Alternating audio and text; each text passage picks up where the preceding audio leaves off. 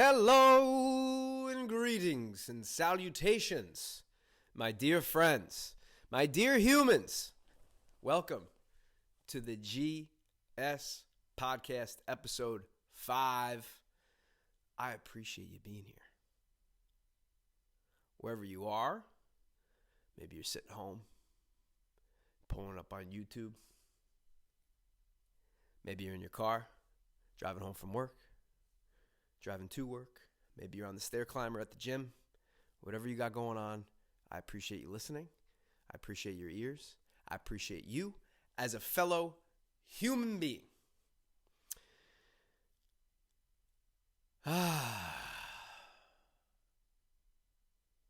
Stop what you're doing right now and take a breath.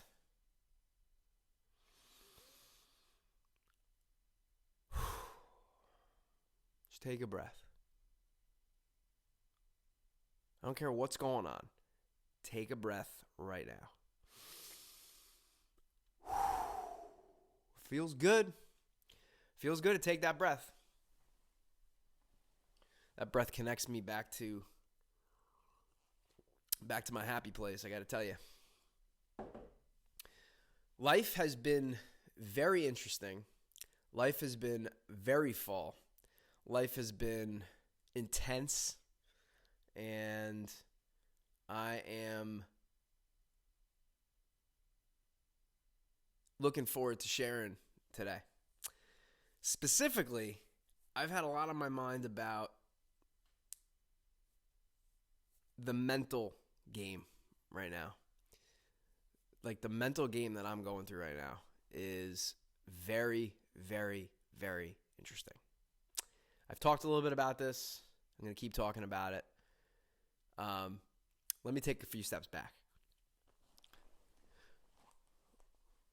I am becoming aware of a glaring hole in my game. My game as a human, as a productive human citizen. And I'm noticing this glaring hole more now than I ever have in my entire life. I'm pretty sure it's always been there, but it's been conveniently tucked under the rug. It's been conveniently distracted. I've been conveniently distracted, so I didn't have to really notice it or look at it. And that thing that I'm talking about, I'm going to give it a bunch of different names. One name is my inner quitter. 2 is my inner demons. I use that terminology a lot. Depression. Dark cloud. The inner adversary. The inner sabotager. Whatever word describes that part of us, and I'm taking a leap by saying us because I'm fairly confident that we all have some version of this.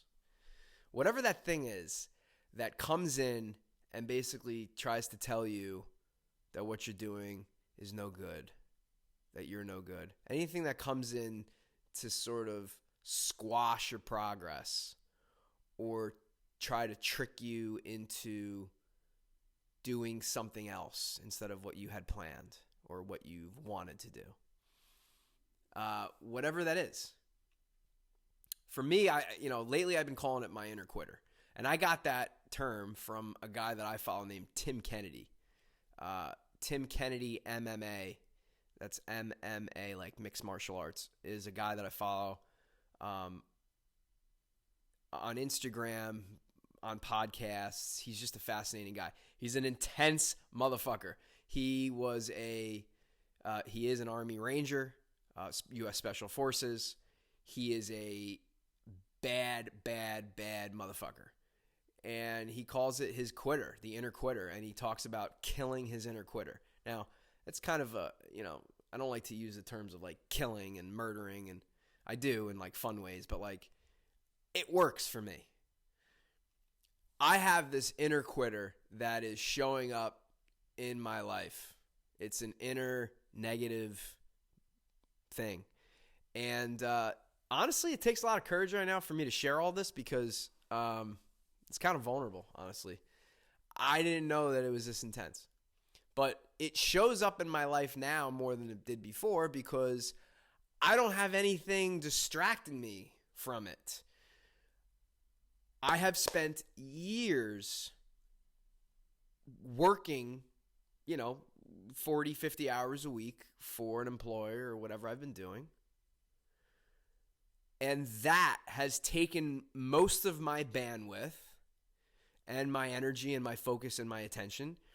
And so the little blurbs of maybe depression or this inner critic or inner quitter that I have, those blips would come up, but I was so busy with other shit. I had to get on an airplane. I had to get on a conference call and speak to 30 people. I had to get to work and focus on something for 8 hours.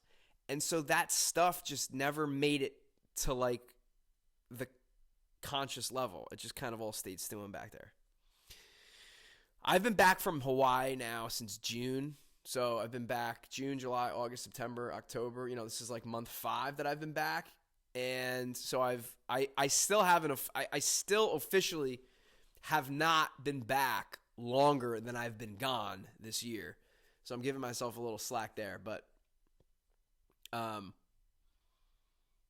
these few months have been very interesting because I have had to build my own structure and build my own discipline and create my own struggle.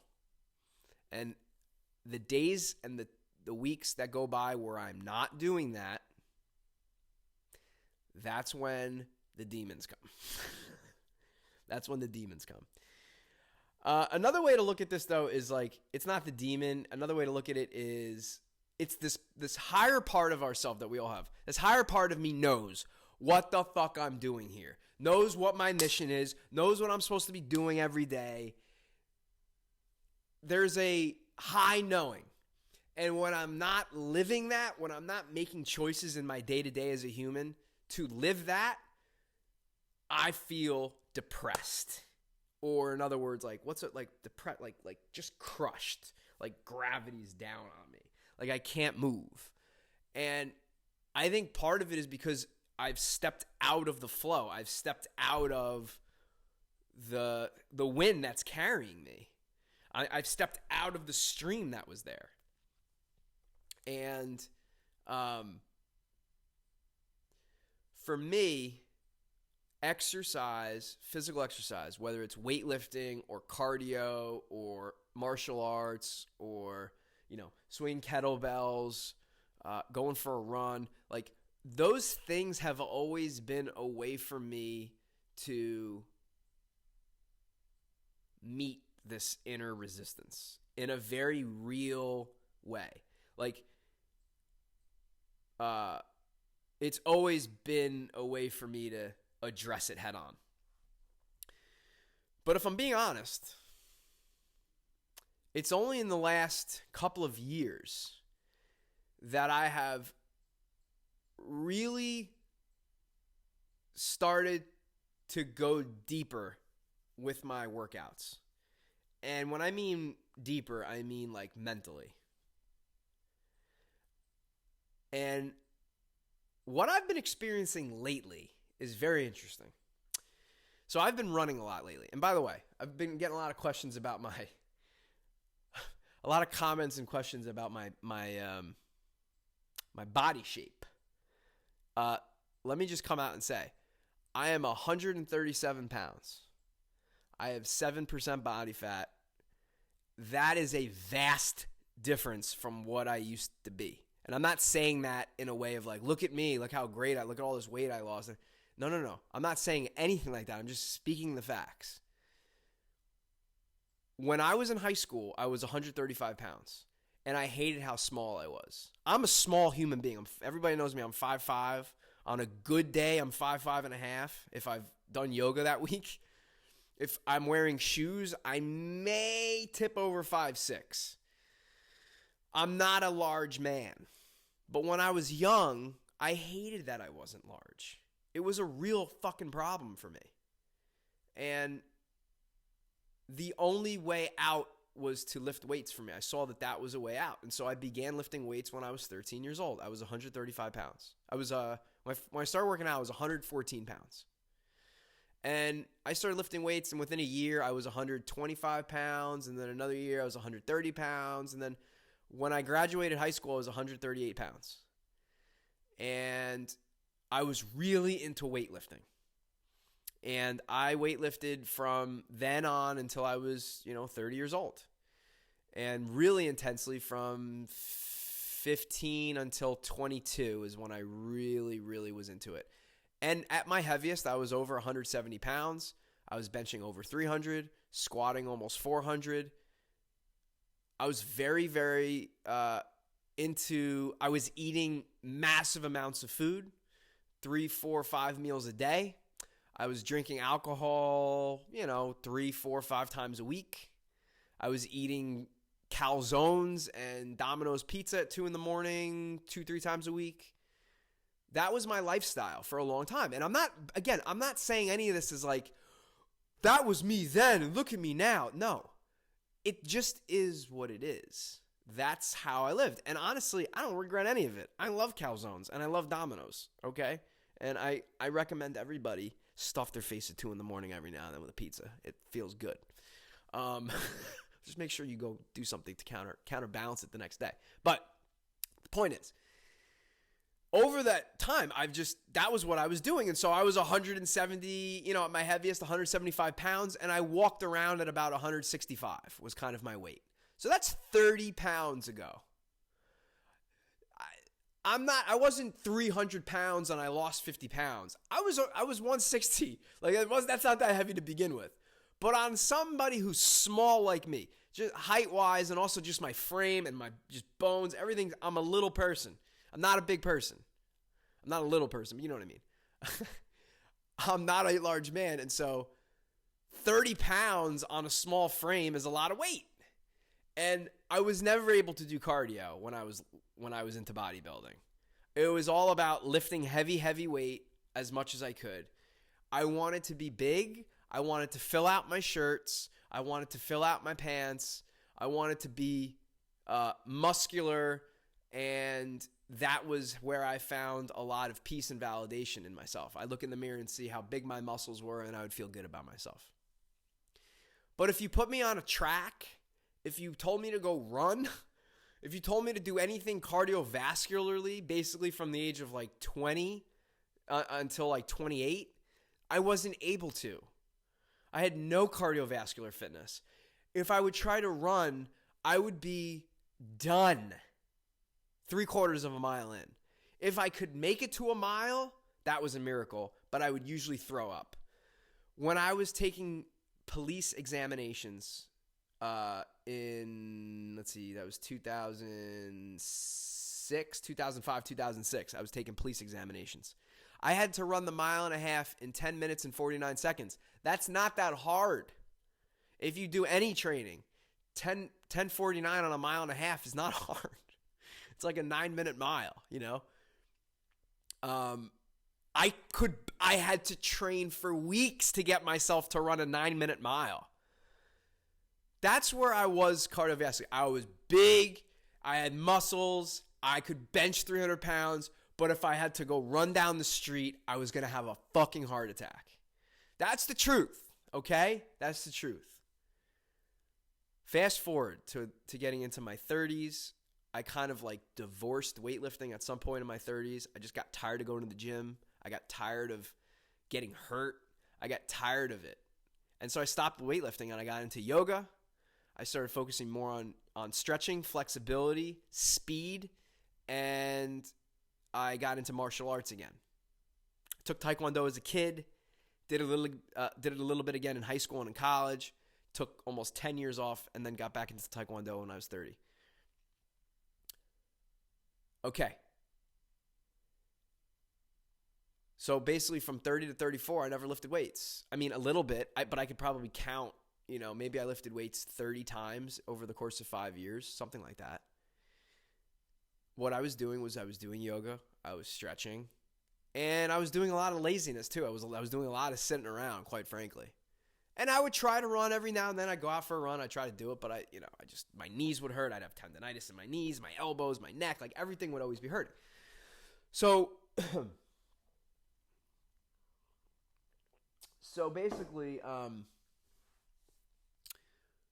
let's see. Fast forward now to last year, 2018. I started losing weight, but I was losing weight unhealthily because I wasn't eating because I was really stressed.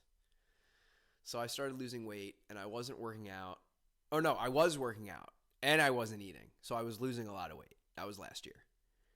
And I just didn't have an appetite. And I had some depression and I had some stress in my life and I was winding down some things in my life and I had a lot of changes coming and it was a tough time. And then I went to Hawaii and I basically got into hiking, like hardcore hiking.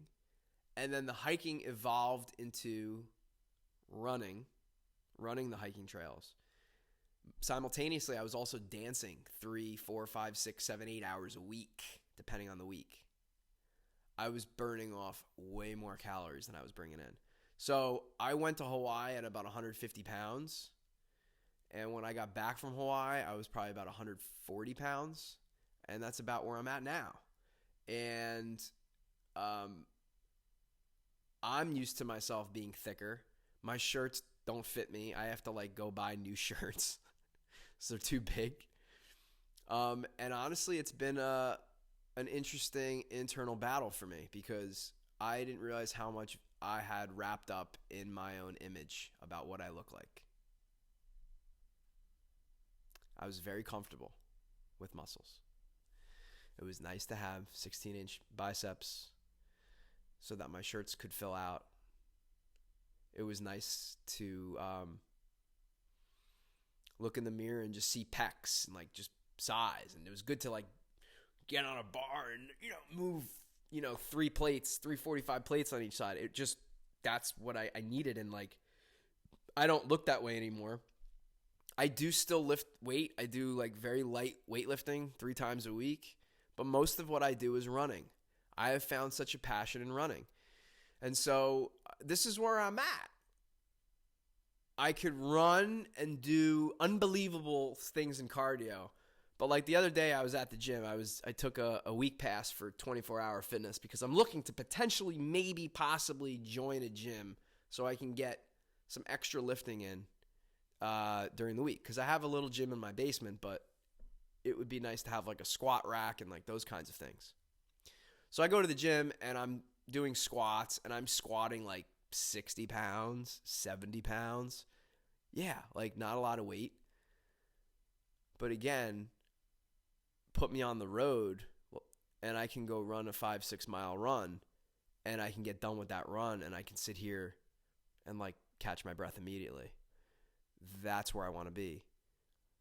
I could dance for 2-3 hours at night, sweat my balls off. That's where I want to be. I'm flexible.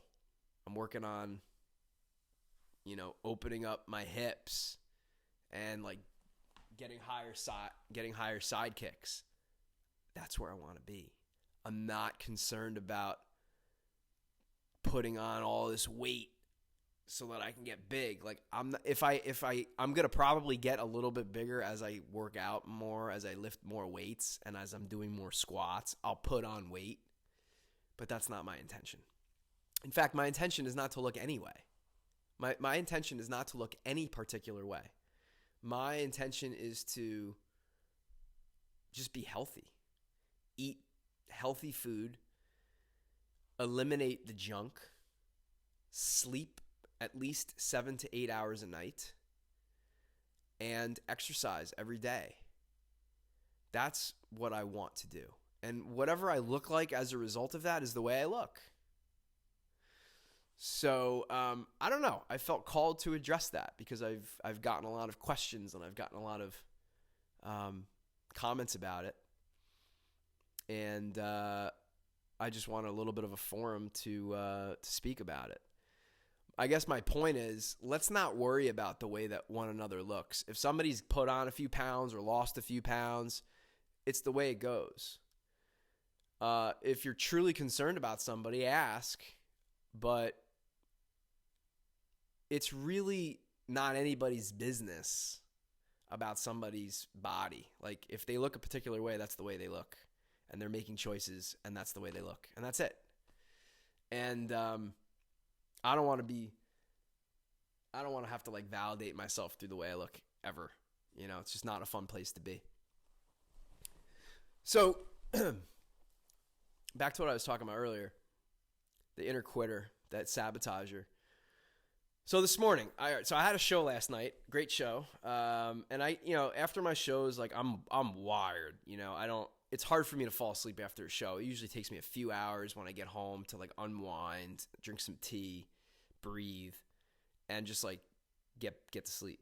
And last night I think I went to bed at like 1 a.m, maybe 1:30, something like that, 2 o'clock, something like that. Not terribly late, but I woke up at 8. I was very tired this morning. I felt like I needed at least another hour or two of sleep. So I did. I went back to bed. I think I slept another hour and a half. And I thought about not working out today. Even though yesterday I thought, I can't wait for Saturday to come around because I'm going to work out.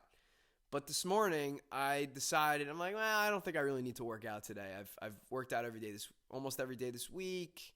Well, not almost every day. I think I ran 3 days a week, but and I'm noticing my mind's going with the excuses and the thing about it is the excuses that it comes up with are like legitimate. They're not like these crazy, sometimes they're crazy and I call it out, but like sometimes my mind just says stuff and I'm like, that makes sense. I probably do need a day of rest. I probably do need to recover, whatever it might be.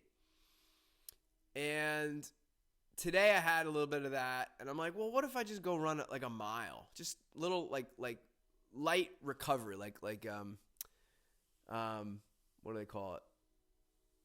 A recovery day, but like a light movement day with it too, right? And so I started to feel the walls closing in on me again. I started feeling like the demons coming. Like, you can't do this. You're never going to be like, you've been able to run up to this point, but after that, your hips are going to break. Your knees are going to break. You're never going to be able to run. This is a fluke. You're not designed to run long distance. You're short. Who are you kidding? Why don't you just sit on the couch and read today? There's nothing else to do. You did what you needed to do yesterday. This is the kind of chatter that I get in my brain in the morning sometimes. This is what has led me into meditation, by the way. Meditation, I found by accident because I was looking for ways to quiet my mind. And my therapist at the time had recommended meditation. And when I first started meditating back in 2010, that was 9 years ago? Holy moly. I couldn't sit still for 30 seconds. I could not. Let me say it again. I could not sit still for 30 seconds. I don't think I could sit still for 15 seconds. It took me weeks to be able to sit still for like a minute. And then I started taking hot baths. That was a way for me to like get relaxed and quiet. But the meditation helps me to slow down my breathing so that I have awareness on my thoughts and I can see them and be like, oh, that's a bullshit thought. That's a bullshit thought. Don't know what that is. That's somebody else's crap, not mine. No, that's a legitimate one. I kind of like shoo away the ones that are crap and I invite in the ones that maybe need to be there. This is just one way that I meditate. I have a very active mind, very active. And these are things I got to do to keep the demons at bay. So this morning I got all this chatter going on in my mind. I know I wanted to record another podcast. I wanted to get some work done. I wanted to do some Ubering. I wanted to get a workout in. But in my mind, I'm like, nah, you just need a day off. But at some point I said, you know what? Fuck this. I'm going to go throw on my Walkman. And by the way, I wear a Discman fanny pack. That's right. I'm not ashamed. You remember Discman, obviously. There used to be these fanny packs. You could put the Discman in it and you wear it on your waist. There was always that guy in the gym that had that. Yeah, that's me now. So I rock the Discman's fanny pack. That's where I put my phone when I run. And yes, I do listen to music when I run, but sometimes I don't. It just depends on what mood I'm in and what I feel like doing. But anyway, I threw on my equipment, I threw on my running gear, and I went out the door. And I thought, okay, I'm going to go do like a mile. And then I'm like, no, you know what? Fuck this. I'm going to push myself today. I know it feels like that I don't want to do this, but this is bullshit. Like, I'm going to run. Everything's fine. And here we go. So I started running. And I was about to go on my normal jaunt, which is about a 3-mile loop that I have around here. And I'm like, you know what? I'm going to do something completely different today. So instead I ran up. I did about a mile up this hill. And then the whole loop was about 4.5 miles. Halfway into the run, I am feeling unbelievable. On top of the world. Like, I couldn't have felt, I've never felt that good. My body felt amazing. My heart, my breathing, my legs, all my muscles were working together. I'm running up this hill.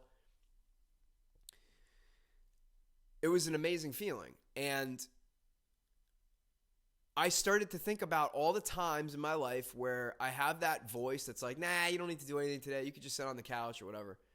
And the days where I've said to that voice, fuck you, and I've put on my shoes and I've gone to run. And do you want to know something? Do you want to know what the record is of times that I've had that negative chatter,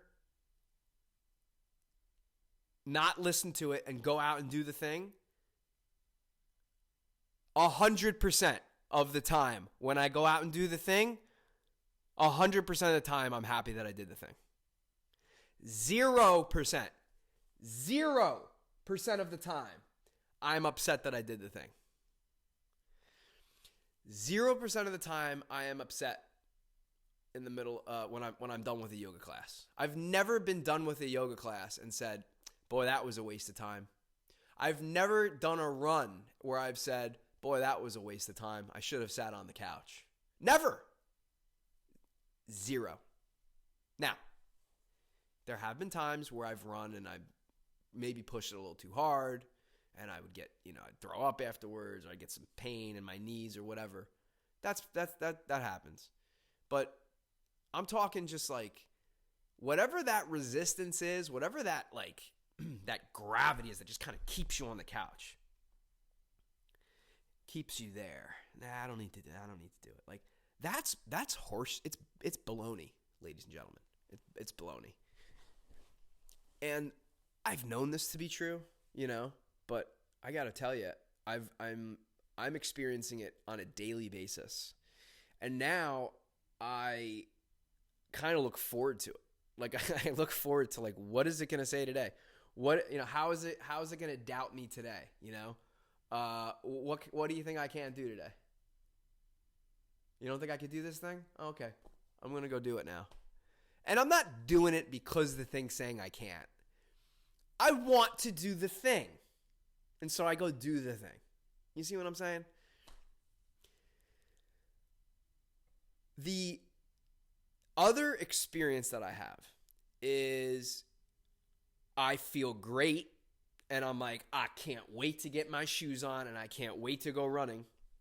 And I'm like getting my shoes together and I'm doing a stretch and I go run and I'm out. And then halfway into the run, I'm looking at ways that I can quit.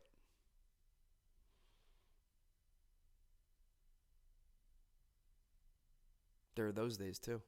There's days where I feel unbelievably good in the morning. And I get out on my run and a mile in, I'm like, I think I'm going to quit. And I start getting the voice. You know what? Why don't you just run to the end there? Just finish up that mile and then head back. You did good enough today. You don't need to push it too hard. I start thinking about where I could quit. Where can I bail? Where on this run could I bail where I won't feel bad about it? And it's I'm looking for the spot where I can do the least amount of work while getting the highest productivity. Which isn't a terrible, thing isn't a terrible idea to have. Like, it's, to be efficient, but that's not what this is. This is a workout. It's supposed to be challenging. You're supposed to push yourself. It's okay. It's so interesting to me to see my quitter come out in these moments. And what I've been doing is I hear that voice and I just it's getting to a point now where I'm just laughing at it. And I speak mantras when I run. Or, you kind of, the military had this too, you have a cadence as you run and you might say something. And that's one of the things that I do. I come up with like whatever mantra or whatever cadence saying, whatever you want to call it. Whatever I feel like saying that day. Yesterday or the day before it was, I'm happy, I'm healthy, I'm strong, I'm safe. I'm happy, I'm healthy, I'm strong, and I'm safe. I'm happy, I'm healthy, I'm strong, I'm safe. And I think I ended up shaving that down to just, I'm happy and I'm strong. And then there's been other times where I run and I just say, I'm strong and I can do this and I'm doing it. I'm strong, I can do this, I am doing this. I'm strong, I can do this and I'm doing this. And I will repeat that to myself over and over and over and over and over and over again on the run. And when I get that kind of momentum going in my head, I'm strong and I can do this and I'm doing this. I'm strong, I can do this and I'm doing this. That builds unbelievable momentum. And I don't care what quitter I got in me. I don't care what negative bullshit is in me. The momentum of what I'm saying pulls me through and gets me to another side and gets me to a level of achievement that I otherwise would not be able to get to. And that's what the mantra is about. And the practice of speaking the mantra, because you'll find, like, I'll find myself running and I'm saying that, and then like, oh, there's a bird, and like I get off the mantra, and I'm like, oh, I got, let me get back to it, or like I'll be saying it and then I'll forget, and then I'll start getting a pain in my knee. I've like chronic tendonitis, and like I'll be like, oh, my knees are hurting. Oh, I should probably quit. Yeah, I don't want to push it too hard. I don't want to. And then it's like, whoa. I was just saying that I'm strong. I can do this and I'm doing this. And then like I got distracted by the pain in my knee. My mind went to the knee. It started seeing the pain and it got worried and wants to quit.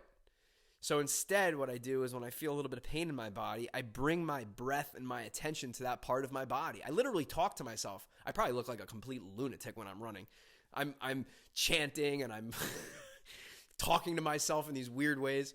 But one of the things that I'll say is, like today, on mile 4, I started getting some pain in my knee. It was just tendonitis. And it's like the way that my muscles are on my leg.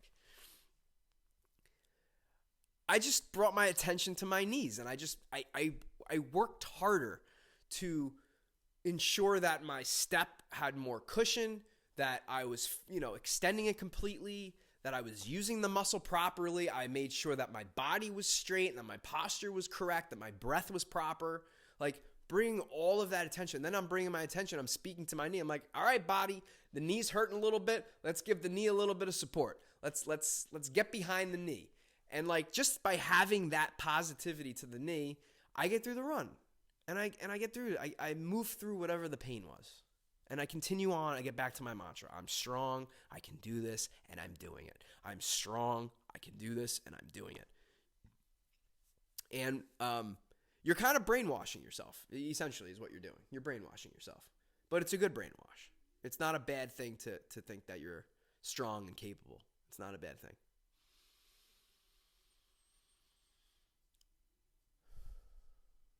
So all the ways that we think about quitting. And it may be even more subtle. Like my inner quitter, inner critic sometimes can be like obnoxious. But there's times where it's very subtle. Very subtle. There's times where I really feels like I should be quitting.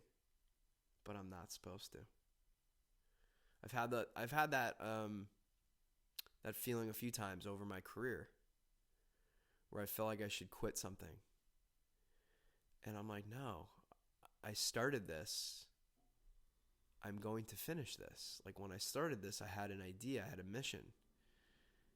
And this desire to quit or walk away is a con. It's not real.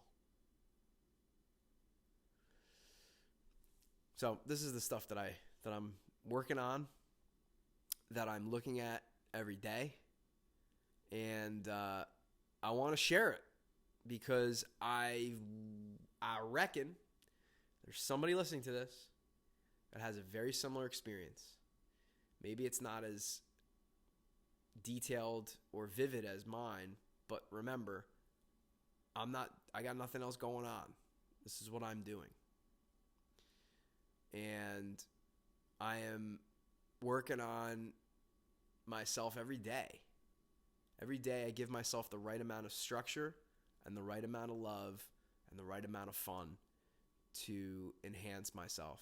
Every day I ask myself, what can I do today to support myself in leading with my heart? What can I do today to help myself? What can I do? That's the question I ask. And some days it looks different. And I think there's an art to being able to listen to your deepest self. Because the downside to having all of that discipline and all of that structure is that we can get lost inside of that discipline. And you just keep coming to the same thing every day. You don't take a step back and like look at what you're doing and maybe make some changes or do something different or try something different. Like we don't do that. So for me, it's like this perfect balance of, well, it's not perfect, but there's this balance of structure, discipline, take a step back, look at it from this angle, look at it from that angle, maybe a different perspective. How can I have more fun doing this? How do I do better at this? I had a really cool experience last night at my show. The first part of the show, I played for about 2 to 2.5 hours. And, breaks here and there. The beginning of the show, I really struggled. I was in my head. The music wasn't coming. I felt like I had to manufacture the music. I was in my head. I was doubting myself. On top of that, it was dry, so the conditions weren't great. It was very windy, so my throat was constantly dry, and my voice was cracking and a little scratchy. I was forgetting lyrics. I was screwing up fingerings. I was messing up chord progressions. Some of what I'm saying was noticeable, but a lot of it is only noticeable to me, and I'm getting pretty good at being able to, I don't want to say cover it up, but like make it look like it was part of the show. Like my mistakes, I'm getting good at like making those mistakes kind of look like they're part of the song. And but you can only do that so much. And I just found myself in this like negative space. At one point, I'm just like, I started doubting myself. I started feeling there's the quitter. There it is. Like, and I recognized, I said, there it is, the quitter, the inner critic, the sabotager. Here I am doing the thing that I love to do. I'm playing music for people. What a gift. And I got this fucking demon telling me that I can't do it. What, are you crazy? Come on. So I suck it up and I hone in on myself and I raise the love. I raise my self-love. I raise my care to myself. And I'm like, all right, we're gonna not only get through this, but we're gonna excel. This is just like a run. You're in your run, and that first mile you're miserable and you're thinking about all the ways to get out and all the ways to quit. We're not doing that. We're running this full. This is a marathon that's in front of you. You're going to finish it.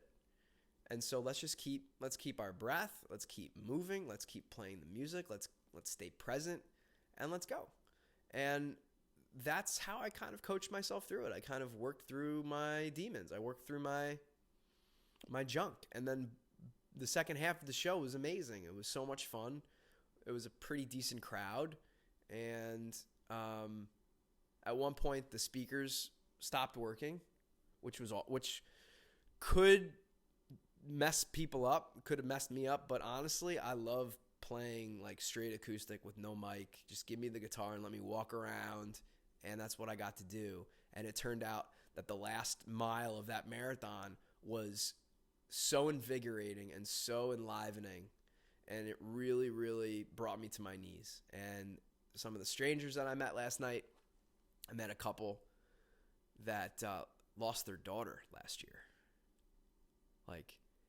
And they were telling me about like this last year and how they've been rebuilding their life and the struggles that they've been through. And it's people like this that come to the coffee shop, and I'm not going to say my show. They come to the coffee shop, and there I am playing, and I get to interact with them and hear their life stories, and it's amazing. And every time I play, it's so humbling, because even when I think I got it, that's when you don't got it. Right when you think that you've got it all, it requires more of you. And the thing I love about performing and even doing these podcasts, I'm fully exposed, people. I'm telling you what's up. I'm not fucking around. Nothing that's coming out of my mouth is scripted.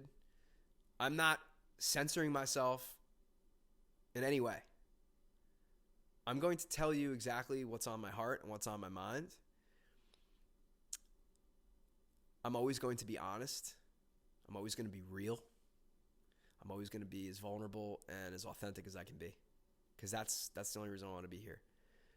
But with all that being said, it's still terrifying. I know that there's people listening to this thing now. And part of what has kept me away from doing what I'm doing now was the feeling of being exposed, was the feeling of having eyes on me or ears on me or people really knowing what's going on in my life. I kept everything at kind of like an arm's length distance for a while. I don't want to do that anymore. Consider this my coming out party. Consider this my way of saying that here I am. This is it. What you hear is what you get. I'm not going to give you any BS on this thing. Nothing. I'm going to talk about my life and the struggles that I'm going through and the ups and the downs and the sideways and the turns and the curves. I'm going to talk about the things I love. I'm going to talk things about some of the things that are challenging me. Here's one thing that you're never going to hear me talk about on this podcast. I'm never going to talk about politics. I'm never going to talk gossip. I'm not going to talk about negative things. I'm not bringing any energy to those topics. There's so many other people that do that really, really well. Those are the ones that should be doing it. All I feel called to do is share myself, share my story, and in hopes that it resonates and then it gets people to be thinking. And it's an honor to be doing these podcasts. It's an honor to keep exposing myself. And that's why I'm doing what I'm doing. Because as challenging as it is, I enjoy it. I enjoy the thrill of laying it all out there and saying, here I am. Here I am. So with that being said, ladies and gentlemen, I am so honored and I'm so grateful. I appreciate you very much. Hopefully some of this stuff gets you thinking. And please interact with me. If you like any of this stuff, click like. If you don't, give me a down thumb. Tell me what you don't like about it. If you like it, tell me what you do like about it. I feel a real calling to be doing this. I felt it for a long time. And I've tried, but my heart wasn't there. My heart's here now. And I only want this to be helpful. I want this to feed. This is my gift. I'm giving myself in hopes that by me being honest, by me showing who I am, then it inspires us to just continue to do that and to continue to share intimacy. Into me, you see. That's what intimacy means. Into me, you see. I'm not hiding anything, people. And I encourage us all to be open and to share and to love one another, to be kind to one another.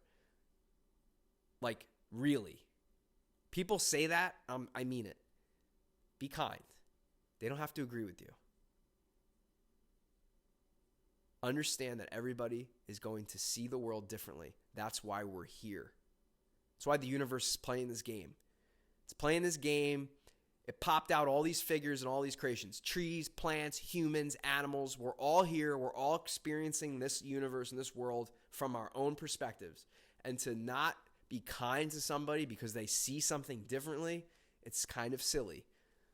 Let's be kind. Let's love one another. Let's support one another. And much love to you all. Thank you for listening. Blessings. Bye now.